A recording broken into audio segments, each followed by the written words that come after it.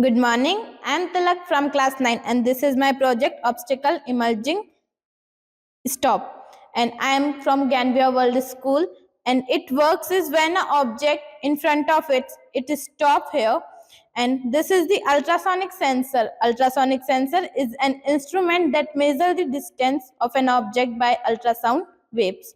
This is the transmitter and this is the receiver. This is the Arduino. Arduino is an open source platform at Mega 328P microcontroller. This is the motor driver.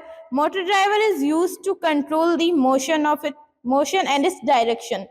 This is the battery. Battery is the DC power supply, and it works like as